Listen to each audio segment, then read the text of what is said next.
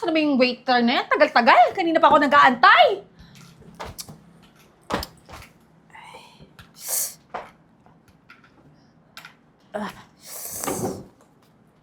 Ano ba? Eh, sorry po, miss. Ano ba? Sorry po, miss. Hindi naman po sinasadya. Ano di sinasadya? Sinasadya mo akong banggain. Eh, hindi po. Dumadaan lang naman po ako eh. Hindi lang naman po talaga kita masyadong nakikita kasi hirap na hirap po ako sa saklay ko. Alam mo, baldado ka na nga, engot ka pa eh. Ano ka ba? Ikaw na inutil ka, dapat nag-stay ka na lang sa bahay nyo. Hindi may daladala ka pang, ano ba yan, basahan? Pati yan, ano ba yan? Eh, miss, kakain lang naman po ako eh. Wala naman sigurong masama kung kakain ako dito sa restaurant na to. Hoy, taba, walang kanin baboy dito. Hindi sila nagsiserve ng kanin baboy para sa'yo. Kaya kung ako sa'yo, doon ka sa karinderya o di kaya sa kulungan ng mga baboy. Kasi, oh my God, tatabi ka pa sa akin. Ano ba, nakakaya ka? Tsaka, oh my God, ang baho mo ah. Pasensya na, miss. Eh, kakain lang naman talaga ako. Kung gusto mo, lilipat na lang ako ng ibang pwesto. Alam mo, hindi ka dapat lumipat ng ibang pwesto. Lumipat ka ng kakainan kasi, ano ba, nawawalan ako ng gana. Mawawalan ako ng appetite dahil sa'yo. Eh, magkaiba naman tayo ng lamesa, miss eh. Bobo lang. Eh di man naman makikita kita. Paano ko gaganahan kung may katabi akong baboy? Baboy ra mo. Makalait naman to. Bakit hindi ka ba kalait-lait? E tingnan mo nga itsura mo. Tingnan mo yung damit mo. Anong klaseng tela yan, ha? Anong, ano, langis? Ano ang langis? Ano ba? Ang kapal ng mukha mo. Tingnan mo yung itsura mo. Ay, nako. Eh, ma'am, pasensya na po kaso wala naman po nakalagay dito na bawal yung mga PWD kumain dito, ma'am eh. Eh, para naman po to sa lahat tong restaurant na to. Anong pasensya? Huy, tsaka hindi to para sa lahat. Alam mo itong restaurant na to, ang mga kumakain dito, class, mayayaman, magaganda. Eh, tingnan mo naman yung sarili mo. Wow, ang lakas ng loob, ah. Ah, isa pa ma'am, hindi naman po ako pumunta dito para magpalibre lang. May pinag-ipunan naman po ako para makakain ako dito eh. Isa pa yung pagkain nila dito, masasarap daw po kasi kaya pinilit ko makapag-ipon para makatikim ako ng mga pagkain dito. Isa pa ma'am, hindi naman po ako nakikipag-level sa mga kagaya nyo na afford yung kumain sa mga ganito. Ang akin lang, matikman ko yung sarap ng pagkain. Tapos nun, uuwi na rin naman po ako eh. Pwede ba? Hindi ako naniniwala may pera ka. Alam mo, PWD, o tama. Alam ko na yung mga ganyang style nyo, yung mga ganyang modus nyo. Gagamit kayo ng card para makalibre. O di kaya gagawa kayo ng eksena para malibre yung pagkain mo. Ano ba? Talaga, tsaka bakit kami nakapasok dito? Eh, hindi naman to zoo. Hello? Masyado ka namang ambisyosa para makatikim. Tsaka hello, walang ano dito, walang mga chichirya. Walang makakain dito. Ang mga ino-order dito, steak. Malamang, hindi mo malamang steak. Kasi, mahirap ka nga. Ma'am, alam po yun. Kaya nga po, yun yung gusto kong orderin ngayon eh. Talagang steak pa. Gagaya ka pa sa akin. Dahil narinig mo na yung steak, kahit hindi mo naman talaga alam yun ang gagayahin mo. Kasi social climber ka. Ma'am, huwag ka naman po masyadong ganyan kasi kung hindi ako pwede dito, di sana yung guard pa lang, sinita na ako. Eh, baka nga, anong sinita? Baka nga sa exit ka dumaan, kaya ka nakapasok dito eh. Uy. Kasi kung ako, manahimik ka. Kasi kung alam ko ako, guard, hindi kita makapasukin. Entrance pa lang, dumaan ka pa lang, ipagtatabuyan na kita. Ma'am, grabe ka naman makapanlait, ma'am. Parang, Manahimik ka. Waiter! Waiter! Waiter! Ma'am, pasensya na po ha. Bakit po ay o-order pa po ba kayo? Anong order? Alam mo ikaw, bakit di ba pinapasok tong baboy na to, ha? Ma'am, hindi naman po yan baboy. Tao naman yan, di ba? Hindi naman po kayo malabo mata. Hoy, ako pag ginawa mo malabo ang mata, eh hindi ba baboy sa paningin mo yan? Tingnan mo yung kulay, tingnan mo yung size, tingnan mo yung mukha! Ma'am, huwag mo naman po ganunin yung customer namin. Eh, wala naman po ditong exclusion eh. Exclusion eh, hindi ko naman naiintindihan yun. Alam mo, ang pagkakaintindi ko lang, pinagtatanggol mo siya eh. O di sige, magsama kayo, magkampihan kayo. Ikaw baboy, ikaw kabayo! Ma'am, pasensya na ma'am ha.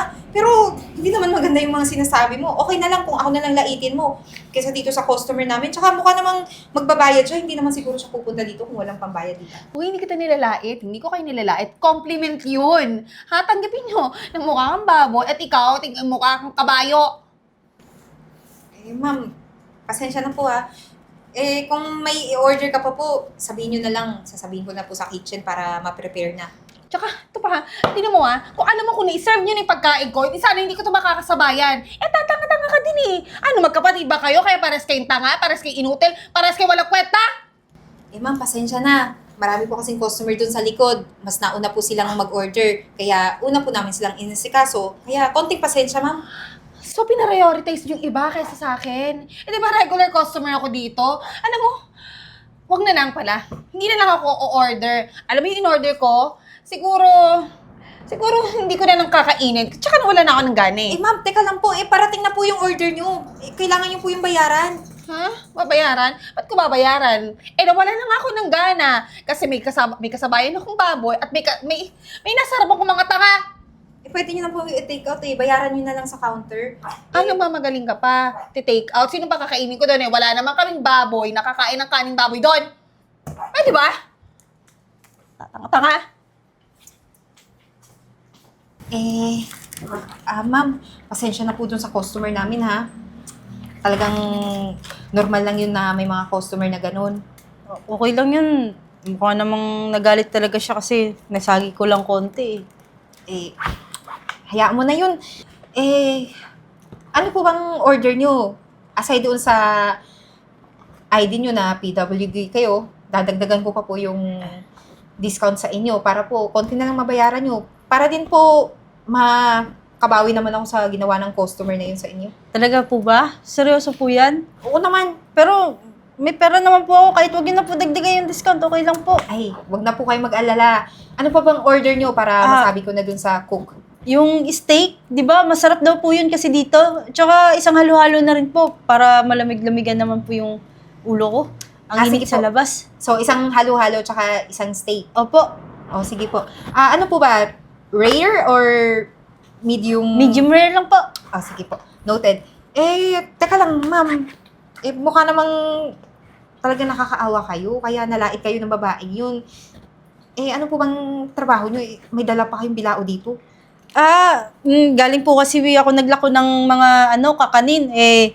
Pagkatapos ko pong naglako, nag-decide na rin po ako na dito magtanghalian. Kaya medyo nakaipon-ipon na rin naman ako. Kaya sinamantala ko ng kumain dito eh. Mukhang masarap nga dito eh.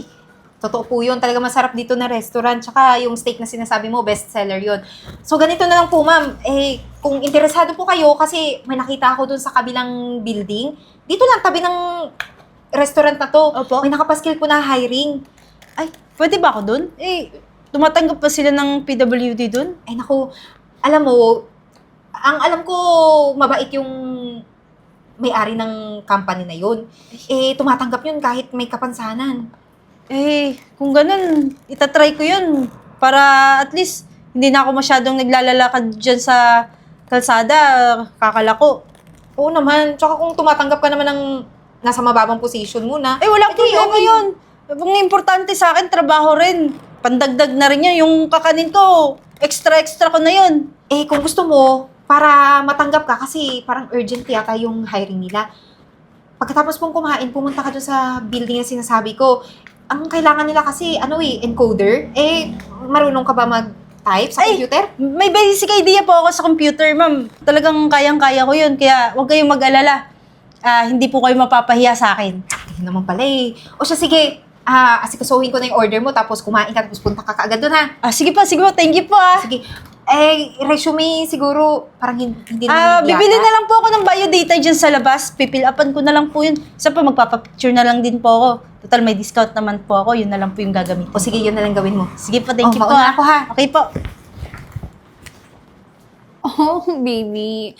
Oh, yan mo na. Malapit na akong mag-out. Sige na. I miss you din. Ikaw talaga. Teka lang. Ay, ma'am, magandang araw po. Ikaw po pala to. Ma'am, mag-a-apply lang po sana ako encoder. Ano maganda sa araw ko? Kung ikaw na naman ang nakita ko, talaga bang sinusundan mo ko? Doon sa restaurant, hanggang dito ba naman sa trabaho ko? Ma'am, hindi naman po kita sinusundan. Hindi ko rin naman po alam na nandito ka. Nakapagsabi po kasi sa akin na may hiring po. Kaya pinuntahan ko na rin po agad kasi baka po maunahan ako. Ang bilis din talaga ng radar mo, no? Talagang kung nasan ng pera, andun ka din. Tsaka, tingnan ang resume mo. Oh, wow, encoder. Talaga ba? Encoder ka? Sa itsura mong yan. Sa kalagayan mong yan. Alam mo ba talaga ang papasukin mo bilang encoder? Ha? Ma'am, may alam naman po ako sa computer eh. Isa pa, wala namang problema yung pagiging PWD ko. Kamay lang naman po yung ginagamit doon. Magaling po ako doon. Oo nga, sabi natin kamay ang magaling gumagana doon. Pero yung utak mo gumagana ba? Gumagana naman din po. Hindi ako naniniwala. Kasi yatin mo itsura mo. Ano ka ba? Inborn ba yung pagiging pagkakaroon mo ng kapansanan? O dahil lang tatanga-tanga ka, kaya ka nagkaganyan? Ma'am, bakit kailangan niyo ba pumalaman? Eh, kung tatanggapin niyo na rin naman po ako, huwag niyo na pong pataasin yung usapan natin, ma'am. Trabaho lang po naman talaga yung pakay ko dito eh. Aba, sumasagot-sagot ka pa. Ha? Malamang, trabaho ko ang magpapasok dito. Malamang, ayoko naman ako masisi dahil nagpapasok ako ng baboy. Tulad nga na sinabi ko, baboy ka sa paningin ko. Wala naman akong nakitang baboy na nag-encode na nagtatype sa computer. Ano na nasasabihin ng boss ko pag hinayaan kita pumasok? Eh, ma'am, hindi naman po yata basehan yun, ma'am. May alam naman din po ako sa computer eh. Kung gusto niyo, i-try natin ngayon para malaman mo. Ay, hindi ako mag-e-effort sa'yo. Ano, para magbagaling ka? Hindi. Tsaka, wag mo na nga ipilit na may alam ka. Kasi nga mukha kang walang alam. May tinapos ka ba? Meron ka bang ano? Ma'am, hindi niyo pa nga po binabasa yung biodata ko eh. May natapos naman po ako. Nataon lang talaga na nagigipit ako sa buhay ko ngayon. Sanay itong kapansanan ko. Pero kung bibigyan niyo naman po ako ng pagkakataon, baka pwede naman po. Alam mo, Oink, hindi ako interesado sa'yo. Kaya pwede ba? Sige, subukan natin. Tatawagan ko yung may-ari. Sige, kung tatanggapin ka, kung makakapasok ka. Pero ako sa'yo, maniwala ka sa akin, hindi ka matatanggap. Sino magpapasahod sa'yo? Sino tatanggap sa'yo? Baka nga kahit yata magbulang mo, sinusuka ka kasi nga ganyan ang itsura mo. Ganyan ka pa, wala kang silbi. Grabe ka naman yun. Hello, ma'am. May aplikante dito. Nangingi ng kanin baboy. Nangingi ng trabaho. Papupuntahin ko na lang po dyan. Okay, ma'am.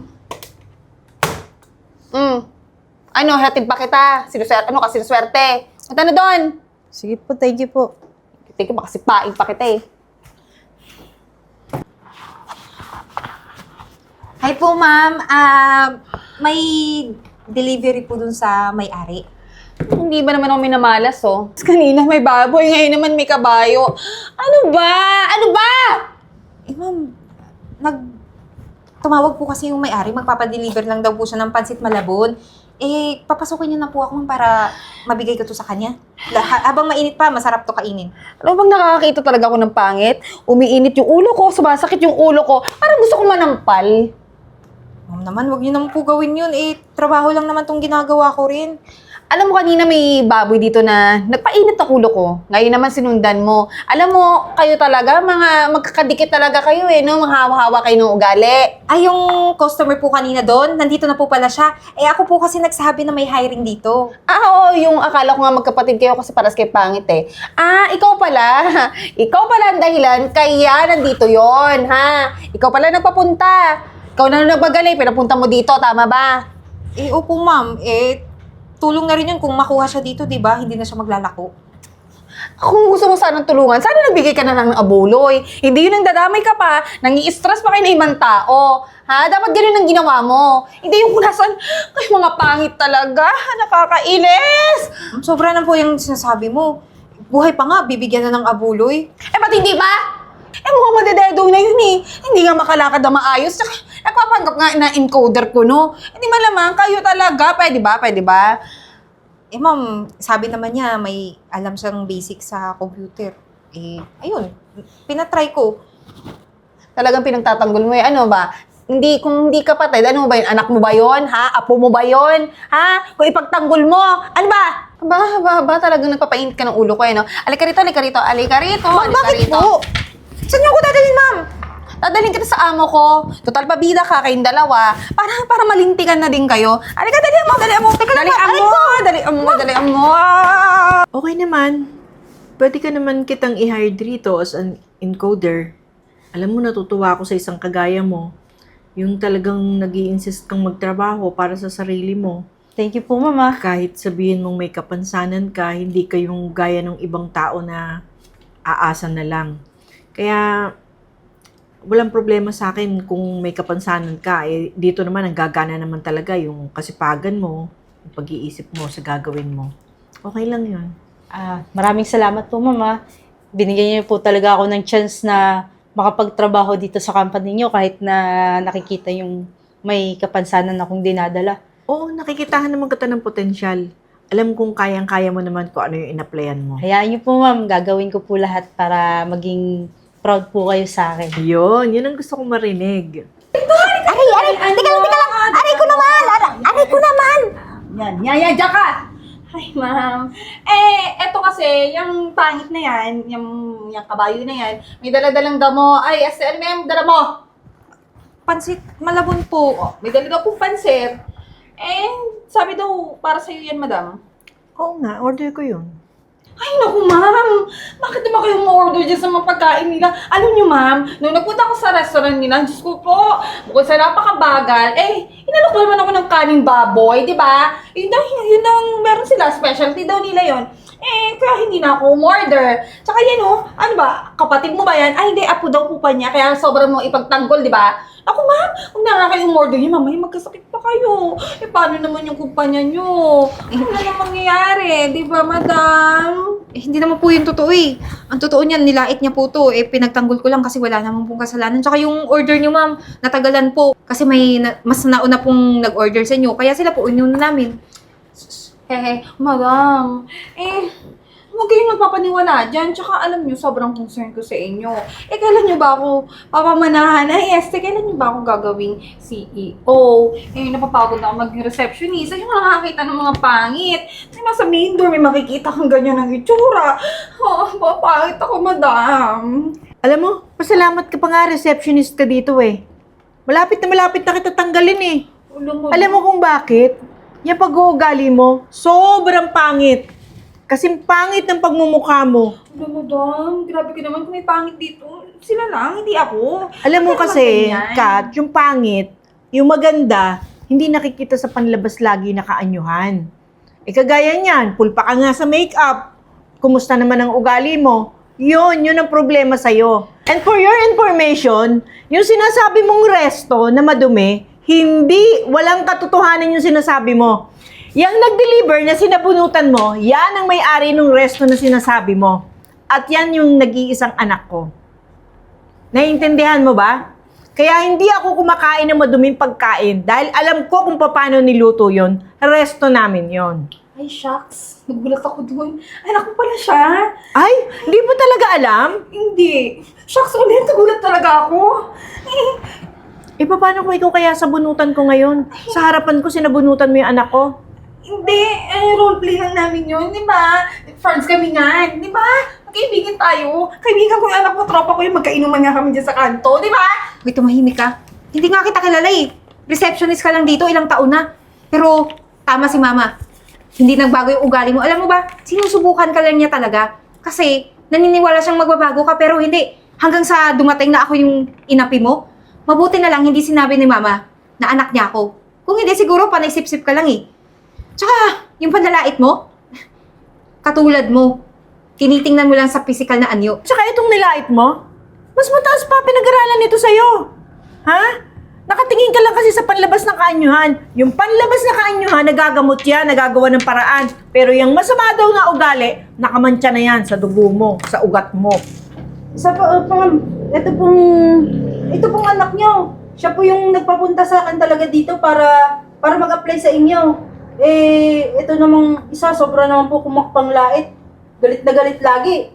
Walang puwang sa mundo yung kabaitan na para sa kanya sana. Alam mo, hindi magandang tumigil ka pa rito sa kumpanya ko eh. Masama kang ehemplo sa mga empleyado ko pag ganyan ang pag-uugali mo. Ano ang ibig sabihin niyo, tatanggalin niyo ako? Ilang taon na ako dito. Hirap na hirap ako para ma-promote. Tapos tatanggalin niyo ako dahil lang dyan sa dalawang yan.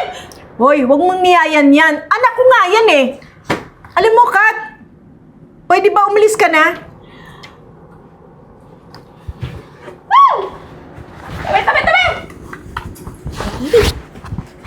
Tabi!